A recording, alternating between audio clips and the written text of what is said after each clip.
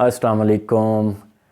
آج میں ویلاگ کروں گا پی ٹی آئی کی پلان سی کے متعلق، بلکہ اس سے ایک فردر جو میرے خیال میں پلان سی تک نہیں بات رکے گی، پلان ڈی۔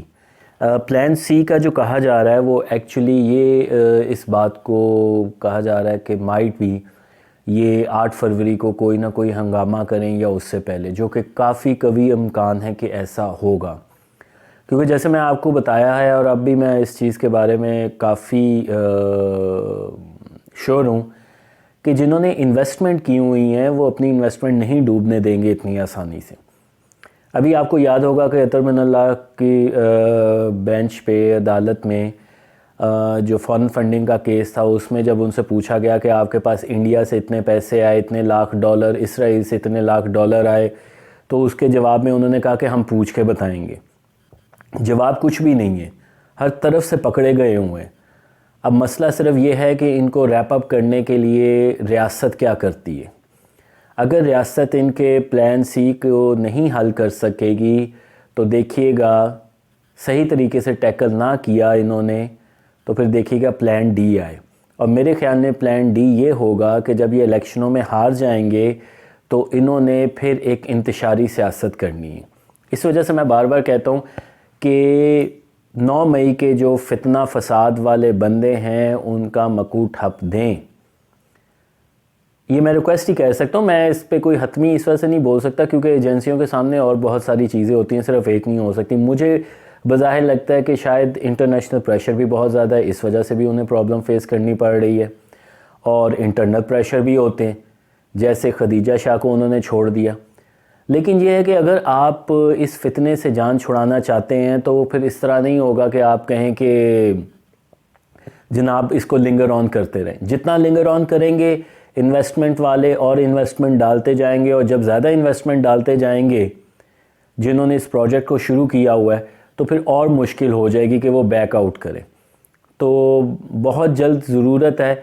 اب ٹھیک بات ہے کہ آپ جو ہے وہ 8 فروری کا انتظار کر رہے ہیں کہ کوئی ایسی چیز نہ ہونی بھی نہیں چاہیے، لیکن ساتھ ساتھ اس چیز پہ بھی نظر رکھنی چاہیے، کیونکہ آئی ایم 100% شیور کہ سی کے بعد ڈی آئے گا، اور ڈی کے بعد ای ایف بھی آ سکتے ہیں اگر یہ ان کا وجود برقرار رہا۔ میرے خیال میں جس طرح میں نے آپ کو ایران کی ویڈیو میں کہا تھا کہ بہت زیادہ چانسز ہے کہ ایران کا بھی جو حملہ ہے اس کا بھی لنک عمران خان سے بھی ملے۔ ابھی بھی انٹرنیشنل میڈیا میں کچھ بولا جا رہا ہے عمران خان کے حق میں، اب انہیں کوئی ضرورت نہیں ہے ایز سچ خاص، لیکن یہ ہے کہ وہ بول رہے ہیں جنہوں نے انویسٹمنٹس کی ہوئی ہیں، کیونکہ یہ لنک ہوتے ہیں نا آپس میں۔ کیونکہ میں تو ہمیشہ سے کہتا آ رہا ہوں کہ جو ڈیموکریسی کا سارا یہ جو ہوتا ہے دنیا میں، اس کے ساتھ میڈیا میں لایا جاتا ہے، اس کے بغیر ڈیموکریسی وغیرہ ٹائپ کی کچھ چیزیں نہیں چلتی، کیونکہ آپ نے ایک مائنڈ بنانا ہوتا ہے۔ تو یہی چیز ہو رہی ہے۔ عمران خان کا جو سارا فتنہ پروجیکٹ کیا گیا اس میں مائنڈ بنایا گیا، گراؤنڈ پہ کیا ہے؟ کچھ بھی نہیں ہے، گراؤنڈ پہ تو آپ کو کچھ بھی نظر نہیں آئے گا۔